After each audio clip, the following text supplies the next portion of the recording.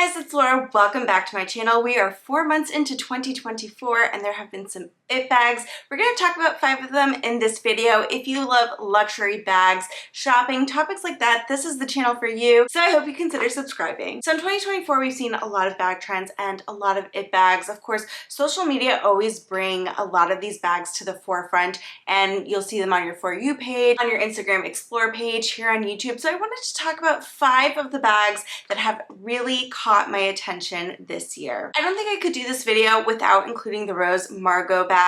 This bag has been called the next Birkin. I think that's been kind of a hot debate. It is a very popular bag. It comes in a few different sizes. There's the 10, 12, 15, 17, and East-West.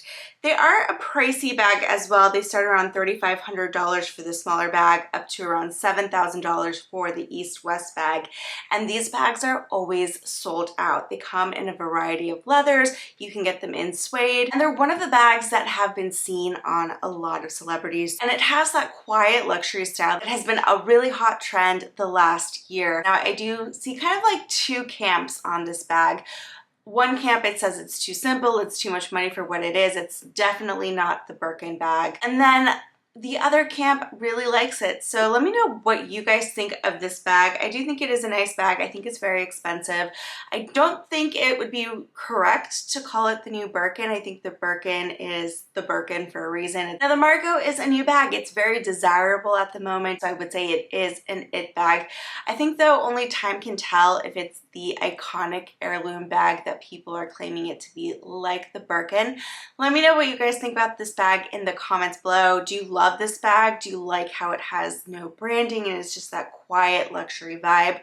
Or do you think it's plain and do you think it's overpriced? The second bag that I've been seeing everywhere online is the Bottega Veneta Andiamo bag. This bag is also a pricey bag. It starts around $4,000 to around $8,000. It does come in a few different sizes.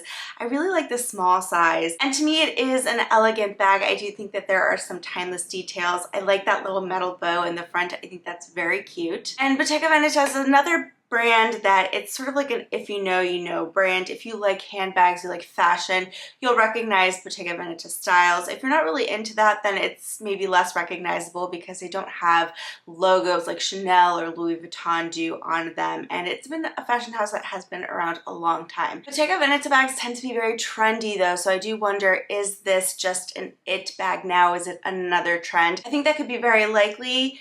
There are bags that have been very popular from them in the past, like the Mini Jodie, the cassette bag, and they don't necessarily disappear, but the buzz kind of dies down around them. And they typically don't hold their resale value like other brands do. So if that's something that's important to you, take that into consideration if you like this bag. If you're not a person that really buys based on resale value, that's not something that influences your purchasing decisions. I think it's a really beautiful bag. I think it's one that could stay in a person's collection for a long time if it's something that they love. These are on the resale market and you can find them under retail. So if you're thinking of getting the bag and you don't mind buying pre-loved, I'll share some down below so that you can consider maybe taking a look at them. Another bag that has to be on this list is the Chanel Nano Kelly bag. On the website, they just call it the shopping bag, I believe, or mini shopper. And this bag exploded in popularity. It was the it Chanel bag. I think it still is the it Chanel bag. Tons of people want this bag. I have considered getting this bag. I think it's gorgeous and beautiful. This bag is a reissue of a design that was around in the 90s. You can find vintage ones for sale and I think they're so beautiful. Of course, when this bag was reissued, the price of those skyrocketed. You can buy the vintage version. I would say go for it because I love it so much. The new version is a little bit different. So it has the quilted leather and it does have a chain and it comes in a few different sizes. I like the larger size. This also recently had a price increase, which I covered in one of my most recent videos, which I'll link up above if you're interested. It first came out last year. It came out again at the beginning of this year and it'll be coming out again for the fall collection. There is this beautiful houndstooth version that I saw Billie Eilish wearing and I really like that one. I also really like the leather leather versions of this. However, a lot of the leather versions have wrinkles on the bag, wrinkles around like stress points. So maybe where the bag closes, where there's stitches, you may see some wrinkles, and I've seen it worse on some bags than others, and I've seen other bags that are puffy and beautiful. So if you're looking at this bag in the boutique, really take a good look at it and just make sure that you like how the leather looks. These bags also sell for a premium price on the resale market of what they are retail. So if you can get your hands on this bag retail, I would highly recommend going that route. Fourth on this list is the Celine Triumph bag. This bag has been very popular, and it was very popular last year. I love this bag. I really like Celine as a brand. I think a lot of their designs are very beautiful and classic. And then on the Triumph bags, you have their monogram hardware. And again, it's kind of like, if you know Celine, if you're familiar with the brand, you'll be familiar with the hardware. But if you're not really into it, then you might not necessarily recognize that it is a designer bag. The teen size is the most popular size, and I think it's for a good reason. It's very functional. You can wear it crossbody, you can wear it as a shoulder bag.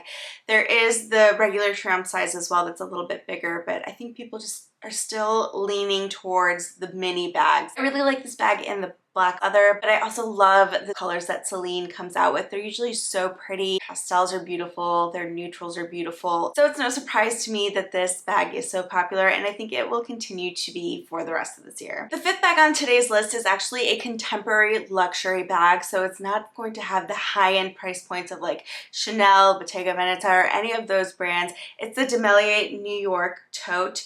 I bought the small Vancouver bag last year. That was my first Demelier bag. And this brand has really taken social media by storm. At least for me, I see it everywhere on my For You page, on my Instagram. This bag really leans into that big, oversized tote carry-out bag trend that we have been seeing. We saw it earlier in the video with the Margot bag. This is at a much lower price point. So if that's kind of like the vibe that you're going for and you don't want to spend thousands of dollars on a bag, I would take a look at this one. Depending on the size and the leather that you choose, starts at about $575 US, and there are a variety of different leathers to choose from. You can get it in suede, canvas. I really like this raffia version as well, and I think this is like the perfect beach bag. Also, if you like this tote bag and this is a price point that works for you as far as bags go, I also really like the Pelen. I think it's the Cyme bag. I'm probably getting that pronunciation wrong. It's the Cyme, C-Y-M-E. That tote is gorgeous. I've seen it in the wild per se, and literally my heart was fluttering. I thought it was beautiful, and I'm not typically a huge tote person. All right, guys, well, that's the end of this video. Let me know if you have had your eye on any of these bags, what you think of them, if you think they are really just trendy bags that are going to come and go, or do you think they have some staying power? Do you think the Margot is the next heirloom bag? And if you like this video, don't forget to give it a thumbs up and subscribe to my channel. That really helps small creators like myself with this crazy YouTube algorithm. I'll see you guys in the next one.